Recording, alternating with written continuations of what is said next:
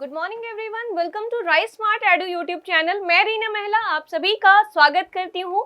Time हो चुका है वीकली करंट अफेयर्स का और इस क्लास में जैसा कि आप सभी को पता है हम डिस्कस करते हैं पूरे वीक की इम्पॉर्टेंट न्यूज हेडलाइंस। हम डिटेल में चर्चा नहीं करते हैं, एक क्विक रिवीजन करते हैं पूरे इस सप्ताह की इम्पॉर्टेंट न्यूज के बारे में, उसके बारे में डिस्कस करेंगे। बट उससे पहले मैं हूँ रीना महिला। दोस्तों, मेरी एजुकेशन क्वालिफिकेशन की बात करते हैं। मैंने पोस्ट ग्रेजुएशन किया है कंप्यूटर एप्लीकेशन में, पब्लिक एडमिनिस्ट्रेशन में, कुरुक्षेत्र यूनिवर्सिटी से।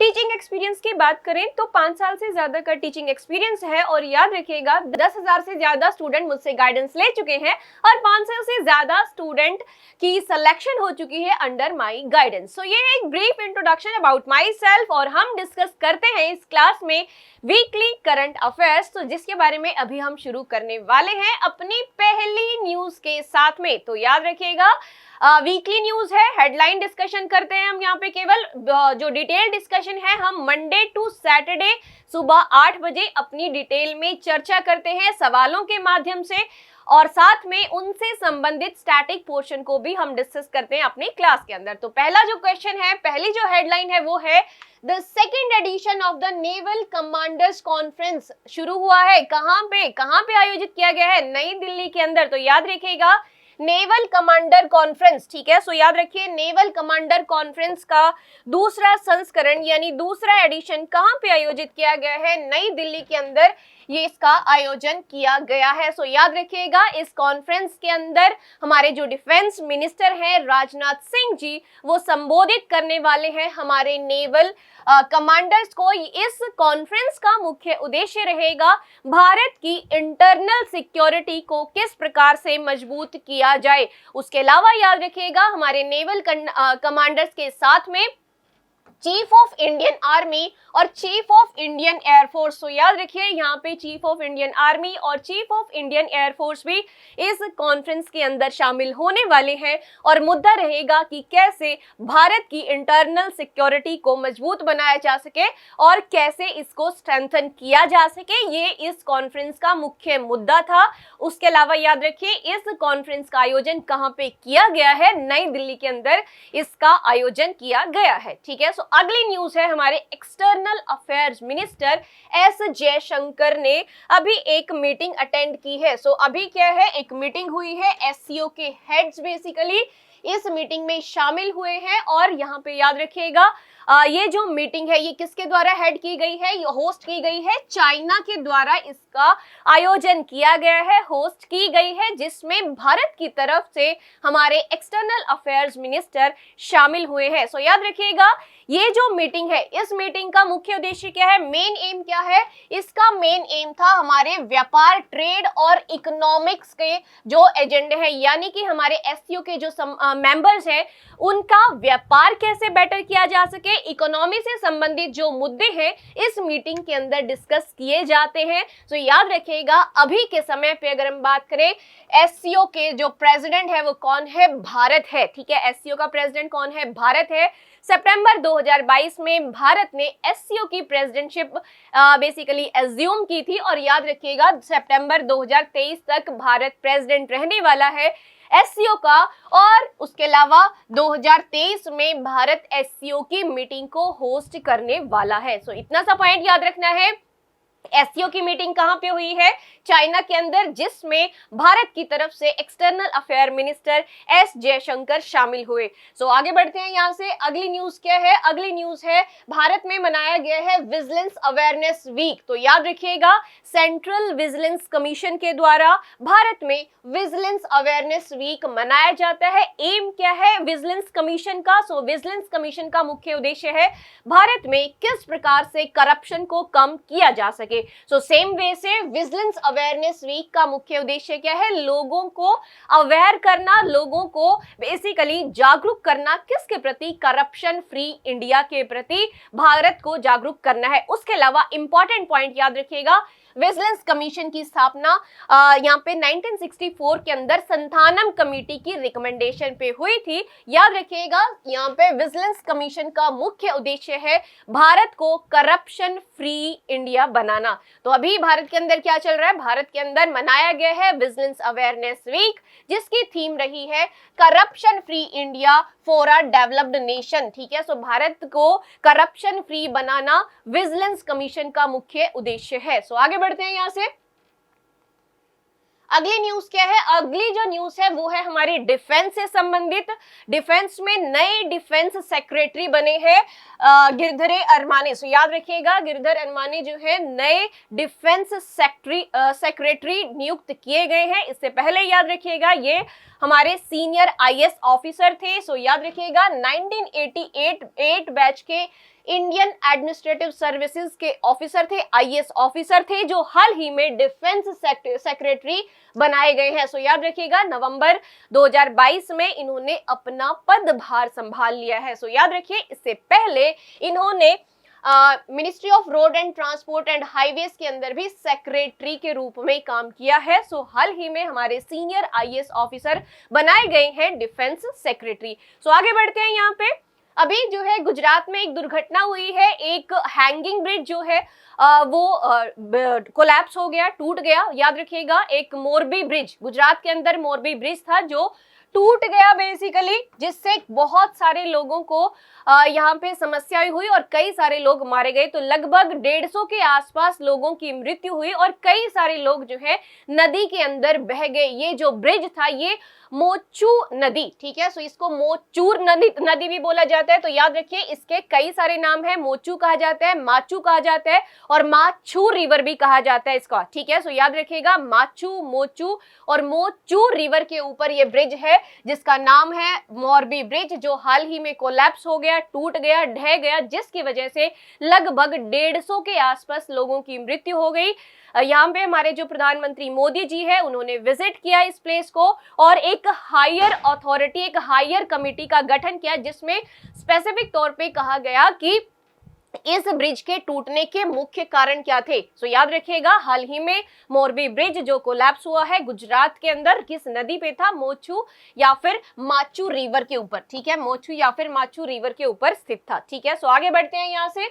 चलिए, अगला जो न्यूज है, अगला न्यूज है हमारी इकोनॉमिक से संबंधित, आरबीआई से रिलेटेड है। आरबीआई ने क्या किया है, आरबीआई ने डिजिटल रुपी या फिर डिजिटल करेंसी को लॉन्च किया है पायलट बेसिस पे। सो याद रखिएगा, आरबीआई यानी रिजर्व बैंक ऑफ इंडिया ने एक पायलट बेसिस पे, पायलट प्रोजेक्ट बेसिस पे डिजिटल रुपी या फिर डिजिटल करेंसी को लॉन्च किया है। सो अभी यहाँ पे होलसेल सेगमेंट के अंदर इसको लॉन्च किया गया है, पायलट बेसिस पे है, पूरे भारत के अंदर अभी इसको लॉन्च नहीं किया गया है।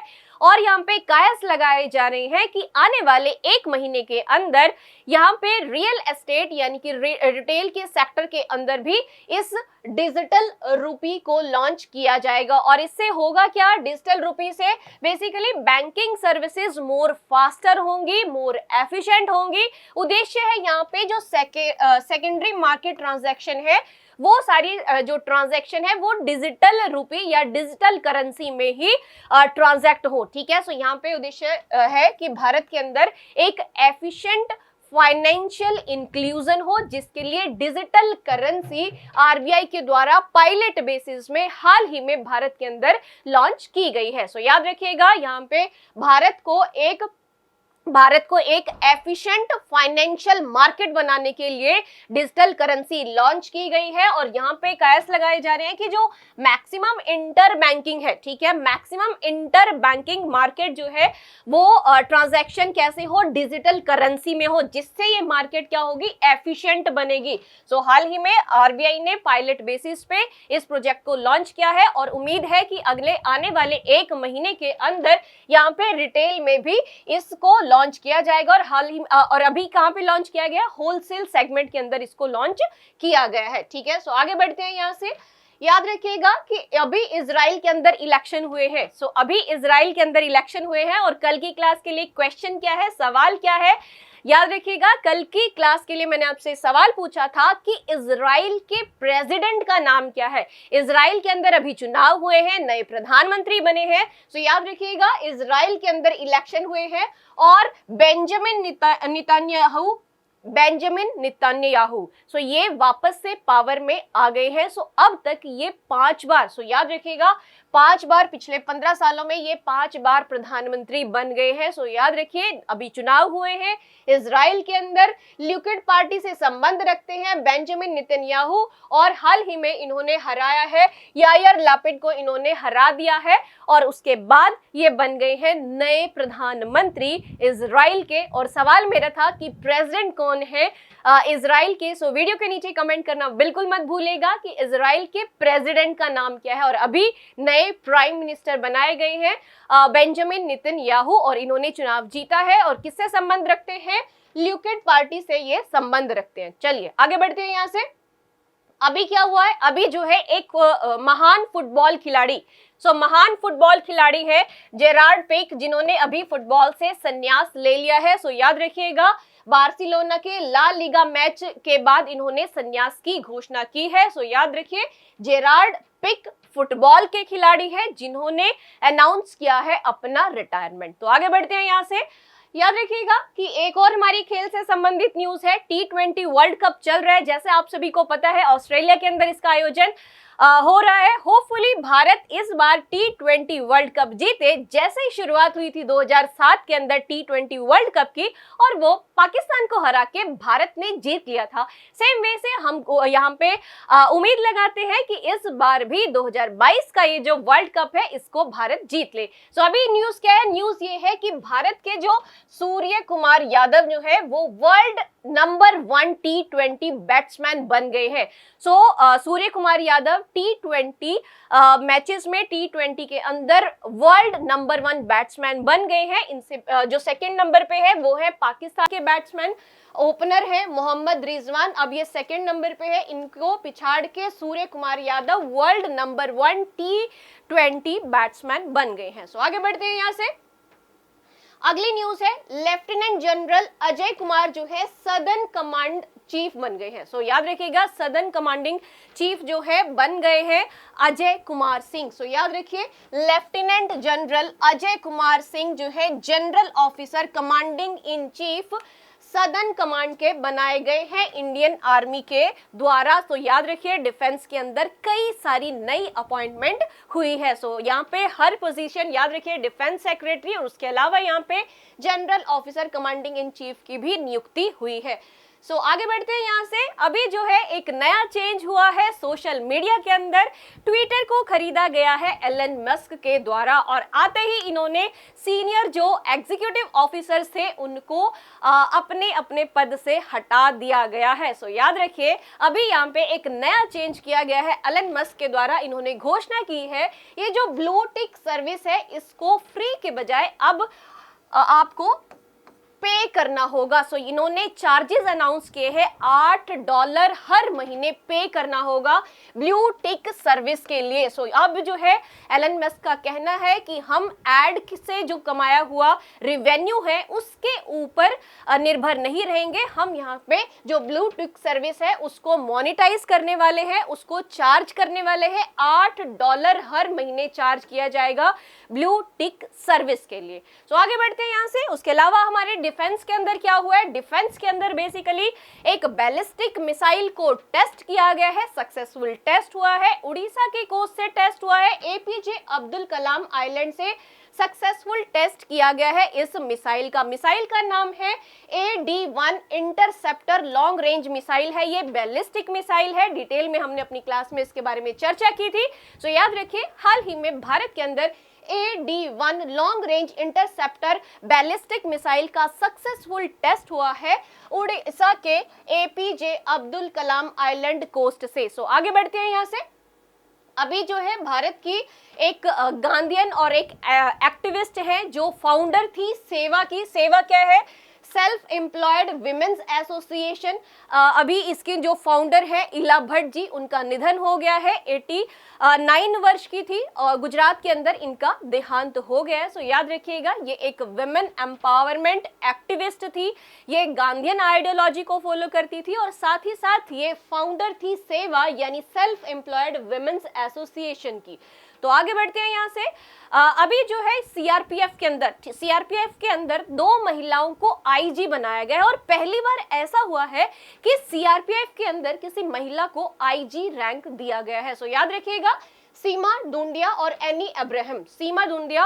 एनी अब्राहम को आईजी रैंक पे नियुक्त किया गया है और पहली बार सीआरपीएफ के अंदर ऐसा हुआ है। सो यहाँ पे इनको प्रमोशन मिला है। 1987 के अंदर जो पहला महिलाओं का बैच स्टार्ट हुआ था, वहीं पे सीमा दुंदिया और एनी अब्राहम ने ज्वाइन किया था इस बैच के अंदर और हाल ही में ये पहली आईजी बनी है किसके अंदर, सीआरपीएफ के अंदर। उसके अलावा याद रखिएगा, सीमा दुंदिया जो है बिहार सेक्टर के लिए अपॉइंट की गई है और एनी अब्राहम जो है बेसिकली रैपिड एक्शन फोर्स के अंदर आईजी बनाई गई है, हेड बनाई गई है। सो आगे बढ़ते हैं यहाँ से।